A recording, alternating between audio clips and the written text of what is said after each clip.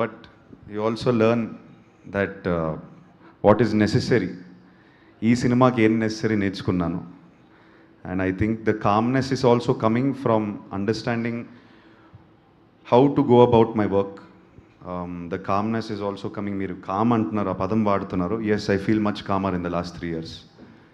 I went through a journey. ఇది నేను వేరే ఇంటర్వ్యూలో కూడా చెప్పాను. I had an injury. దాని నుంచి you learn to slow down little bit and think. And it happen to me. Gap కూడా నేను I didn't enjoy it, but then I started to enjoy it because I understood myself a little bit. I came back with the right approach is what I think, that's all. Nag sir wants to add something. ఏదో ఆ question అడగగానే కొంచెం ఎక్సైటెడ్గా ఉన్నారు. No, nothing to add. I'm just listening to him. Okay sir, all the best sir.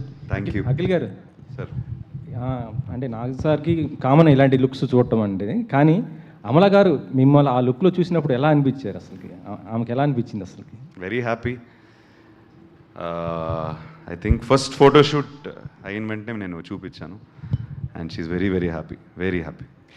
Actually Thaman garu వల్ల థియేటర్లో బాక్సులు బద్దలైపోతుంటాయి. అవును, అయిపోతుంది, డోంట్ వరీ. దాంట్లో అసలు ఈ సినిమా కూడా స్కోర్ చూసే వస్తున్నాం, కాపీలు అన్నీ పంపించేసాం కదా.